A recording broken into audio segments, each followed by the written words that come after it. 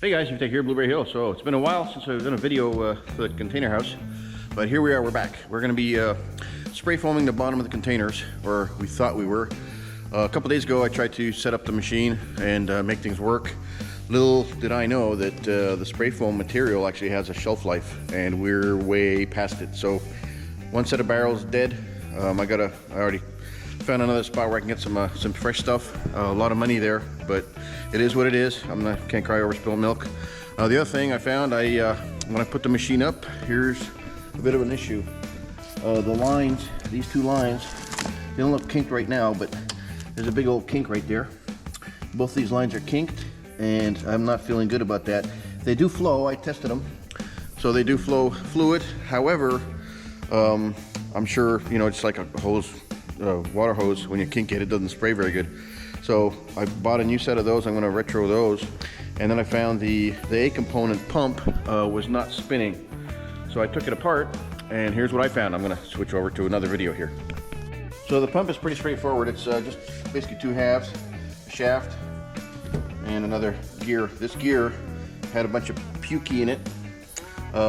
It was dry, I guess semi-dry A compound, and I could barely get this out. I got it out by actually putting it on a drill, kind of squeezing it in there, and just making it spin and pulled it out. So that worked pretty good. Otherwise, I wasn't able to pull it out. So I'm in the process of rebuilding this stuff, and now everything fits and goes in there pretty good. Spins really easy. I had to wait to get some clips. I cleaned everything out, blew it all out, and I had to get a set of clips so I can put the gear back on. There are a couple of keys that hold the gear onto the shaft, so you got to be careful with that. This one had a little ball bearing. Don't lose it, it's tiny. And then here's a little keyway. And you notice I got a bunch of clips here. I broke one of these. One flew off into the shop somewhere. Who knows where the hell that is. They're small, so when it flies, I heard it hit, but I don't know where it is. So anyway, so I bought a set of keys, retainers, and we'll clip it all back together, throw it back on the machine, and we're good to go. It is supposed to be able to turn it by hand, and we weren't able to do that before. So here's a quick test of the pump's working just fine. Here we go, there we go. There's no pressure in them because I don't have any fluid, but anyway, they're both spinning.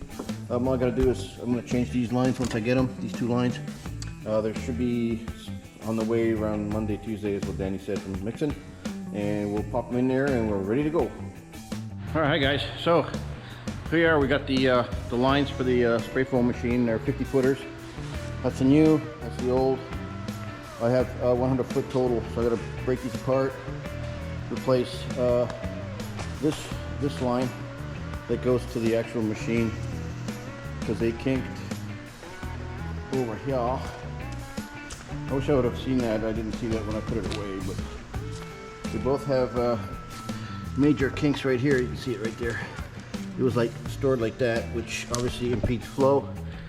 This does the same thing, so my bad. But anyway, I'm gonna change those out. It's a bit of a pain. The Mixsyn guys do pretty good on insulating this.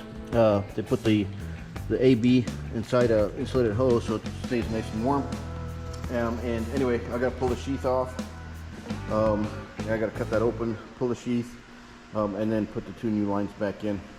I guess I'll be using a little bit of electrical tape like he did, but in any case, not a big deal. I'll have that switched down a little bit. Hopefully I have enough electrical tape. And then we'll start spray foaming probably in a few days when the weather allows me to. Anyway, that's about it. Hi guys, PITA here again. So here we are playing with the spray foam equipment. I tried to spray foam 5-6 days ago. Didn't work out very well. I have in my hand a little check valve. There's 4 of these on the gun. You can see a little ball in there. I don't know if the camera's gonna pick it up. Anyway, this lets the pressure, the fluid flow from the pumps, and then it shuts it off when you let go of the trigger. So it's a required piece of equipment. This has to be unplugged. When I took the gun apart, it's been stored for 2 years. Everything was kind of flowing okay, but as soon as I hit the trigger, the one side would back up, and then it would set the foam inside the original check valves. So I talked to Mixsyn, Danny, great support. He basically said these are kind of like a wear item, so I went and bought 4 new ones. It's a CMM20S, so it's a 1/4" pipe thread, and they're tiny little, I think it's like 1/8 of an inch ball. So anyway, I bought 4 new ones. I'm going to replace all of them. I just pulled one out. It looks fine. I don't care. I'm going to replace it anyway. Put these ones. This is what Danny said he's using now in the guns. When I ordered my equipment, this was in 2019, 2020, right around COVID. They did not quite have these exact same ones, so it was a different brand, same exact item. There's several manufacturers of this, but anyway, I bought this. Show you the box. Detrol. I believe I bought it from Dynamic Hydraulics, something or other. It's an online place. I'll put a caption in the once I do the video where you get these. But anyway, it's this is $18. There's places that sell it for $60. Same thing. So be careful where you buy them. Anyway, I'm gonna switch them all out. I'm gonna throw it on time lapse to show you what I'm doing with the gun, and hopefully we'll be all set up. I'm not gonna spray it today. It's already very warm. I'm gonna do an early morning shootout of the underneath, at least a couple of these containers. So we'll start that tomorrow morning, but I'm fixing the gun today. Anyway, flipping the time lapse, and we'll talk at you later. Alright, so in rebuilding the gun, basically I just did all the valves. They're black. The original ones were brass, doesn't matter. Same thing, the CMM20S. I went in the shop, cleaned them all up real good, put them all together, make sure the orientation is proper so the flow's right. And basically just screw them in there. I used Teflon tape to seal all the threads, and off I went. So there it is. So we're pretty much ready to roll.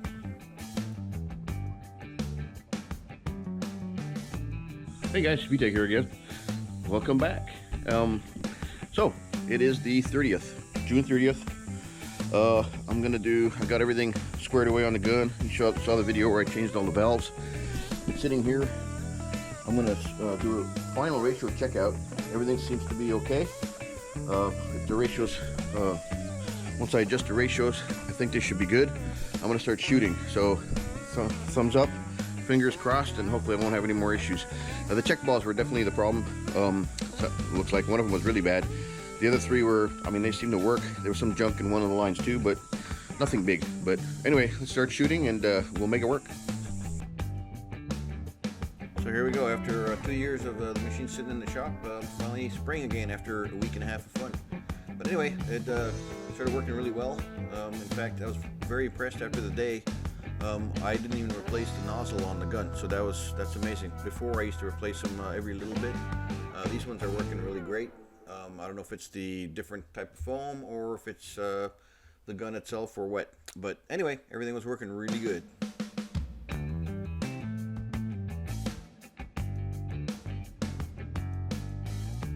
As you can see, everything was working pretty good here. You'll see me start spraying kind of hard areas. The C channels on the containers you have to shoot, inside and around. So it's a bit of a pain. You get a little bit of blowback here and there, but nothing too bad. You can see how much dust comes off there and the gases from the foam. However, it was going pretty good. The only thing I hate is when you hop over between the C channels, you pukey on everything if you don't off-trigger the gun. But I did it on and off, whatever I felt like doing. It was kind of hard. That's a little high for me, so I had to use the steps to get up there. And I'll tell you what, the gun, after 2 hours of this, gets pretty heavy. So my shoulders were tweaked by the end of the day. I don't think I could have done another container. So it's good I'm only doing 2 a day and just working through it. But the gun gets heavy. The lines are not light because there's fluid in them and everything else. But anyway, it's a bit of a workout, so that's cool. But you can see the foam expanding, and time lapse you can see it's pretty good. But anyway, it worked really well, and I got through it. Rig set up here. Was using it yesterday for about 2.5 to 3 hours. I just turned it on today. Here are my settings. So about 40 on the B, 35 on the A. That seems to be working really well. Temperature set at for 100. There's a temperature, a heater line inside the line there. And here's my air pump for the solvent. It's on right now, so you hear a little bit of noise. And here's what we did yesterday. Let's walk over here. And by the way, those paint suits are horrible. It's like a bubble, and it's very, very sweaty. So here it is. It's a bit of a mess on a couple of spots because I didn't release the trigger like here when I'm passing between them, so you'll see blobs. I don't think that matters much. I'm gonna probably knock the high ones off with a shovel or something, or maybe I'm not going to. I don't know. But this will all get painted again, the gray color. So I wanted to basically seal everything with the paint, put the close-cell foam on it, and then repaint, just to keep that nice. I don't think close-cell foam likes sun too much. So, but anyway, I'm gonna continue for another couple hours today. I have to do this in the mornings. It's about 8:30 right now. Temperature's pretty good. It's gonna be 98 today, later on in the day, at like 3 or 4 o'clock. So I'm hitting everything early, and we'll see how far I get. I'm gonna probably, hopefully, do what I call the office area. So down here, I'm gonna have to be careful around there, but I'm gonna be shooting these containers. So we'll see how it goes. Anyway, I'm gonna put a time lapse real quick, and we'll see how far I get. Later. So here's a little bit of a contained area.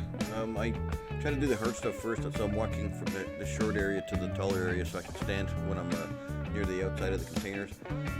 It's going to be a little bit of on your back, sitting down on my knees as well, shooting upwards. So everything's above my head, so it's not the most comfortable spray situation, but it's got to be done. It's already made a difference in the house. We've been watching the floor temps just for fun and games, and it's actually making a big difference already. So we'll come back with more on that later, but you can now feel it on your feet just walking on the concrete. So when it gets 90 or 100 outside, the floor is a lot cooler. It actually feels cool to the feet, which is fantastic because that's what we're after. So knocking down the AC bill a little bit. So there.